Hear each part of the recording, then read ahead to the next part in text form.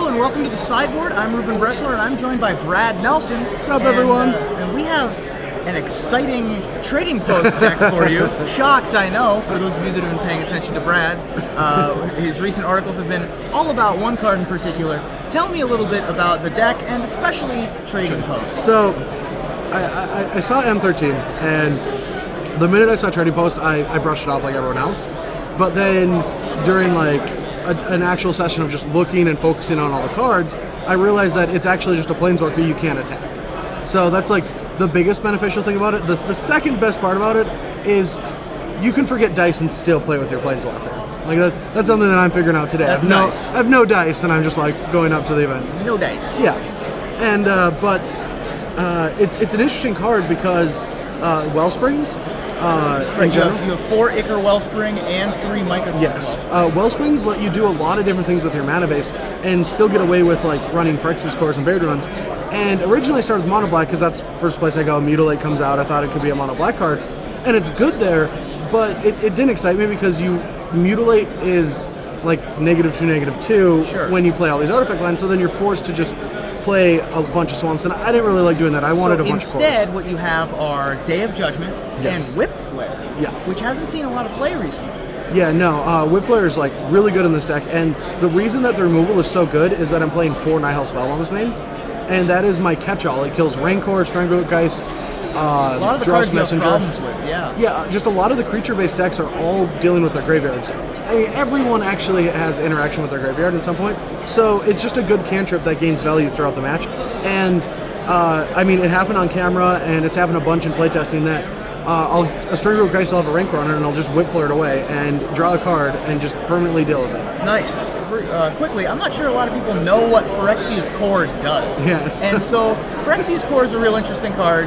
And it's clearly insane in your deck. Talk a little bit about, because you're running a full 4 Phyrexian Core. The early game with this deck is based on what my opponent's doing to me.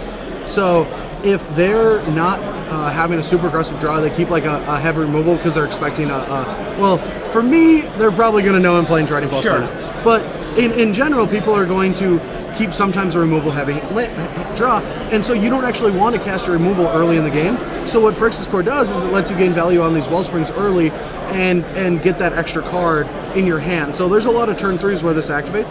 So one of the deck's nut draws is a turn 1 Nihil Spellbomb followed by an Ichor Wellspring, and if you have one of the Mox Opals in your hand, you're able to either play a Wellspring and sacrifice one to Phyrexian Core, or play Solemn or Trading Post on turn 3. Doesn't happen all the time, but it's still good, and getting to actually play a land that ramps you is really good in this deck because you want acceleration, but you don't want to actually run a ton of it because Trading Post doesn't work well with acceleration. It's something I found early with the card, is you want to ramp into real spells. Trading Post isn't a real spell. It's not going to interact with your opponent. It's just going to generate a bunch of advantage. And so like even a turn 4 Gideon is super powerful. And the reason I have Gideon in the deck is because Tumble Magnet, I like the card. It's a way to deal with Restoration Angel. Nice. And it's still, you can sacrifice it or you can like bring it back. It's just an artifact of Trading Post. And the combo of Trading Post, or the combo of Tumble Magnet and Gideon is unbelievable. Yeah. Tap their guy at end of turn, play Gideon, kill it, protect it with Tumble Magnet. It's so good. So yeah, this is my main, and I love this deck a lot. Now your main deck is not the only part of your deck that has really unique elements to it. Yeah. We have some cards in your sideboard that are shocking, basically. Yeah. There are cards in this sideboard that haven't seen play in Standard almost at all. Yeah. There's some familiar faces, but then some new friends as well. Talk a little bit about the sideboard. All right, so because I'm so good against aggressive decks, I didn't really need that much of a sideboard against them. Where I only have a Day Judgment and 3 Timelies against aggressive decks, only because life is a really good asset that this deck gets because Trading Post creates life. So you want to use that as a really big resource. That's why Timely Reinforcements is super powerful against decks. It slows them down, they probably border their bonfires out, and just the life gain is really great. Ratchet Bomb is the card that I want against Delver. They're really weak against Tumble Magnet, Nihil Spellbomb, Ratchet Bomb, just building a bunch of permanents that don't actually get Vapor Snagged or killed. Especially now that Talran is in the deck, you can wipe away Drake tokens as well as flip Delver. Yes, and it's great. So I really like the Ratchet on the sideboard. I actually bring in a Mindslaver 2 against them, and mostly I'm just going to use that to check their sideboard and see if they, kept in gut shots and make fun of them before doing so. But Duress also is a good card against Delver. But the control package is interesting because control doesn't exist in the format, but I think I'm really bad against anyone trying to do over-the-top things.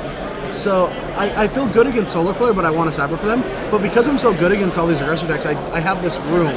And I decided on an Increasing Ambition, a Mindslaver, 2 Oblivion Rings, and 2 Spines as my anti-Planeswalker package against the control decks.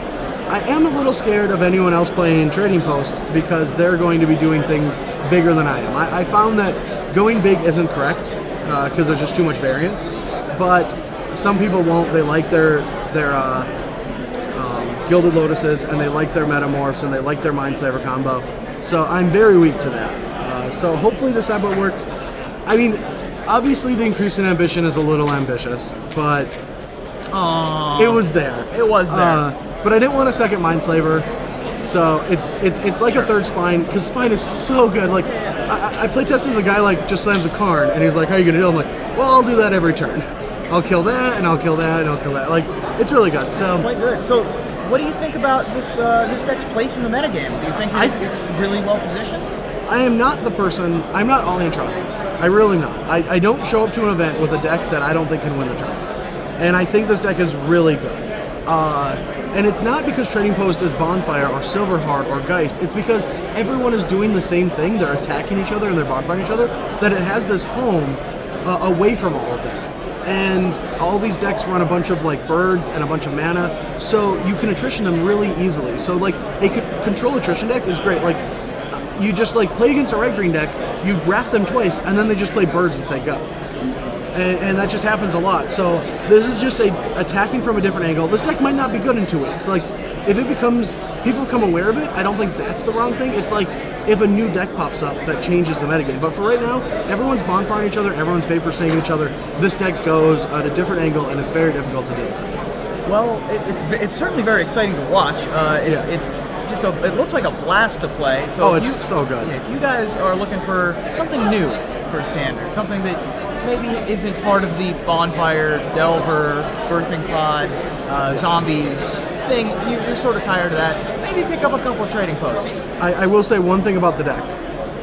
It does not lose to Zombies. It does not lose to Zombies? Not at all. Worst matchup you could ever have as a Zombie player. Wow. Well, it certainly looks rough as a Zombies player, but yeah, it's difficult for them to beat a Gideon. It's difficult to beat a Tumbleman. Well, fair enough. Well, the deck looks absolutely bonkers, and I wish you luck. Brad Nelson, thank you for joining me in the sideboard, and that's it.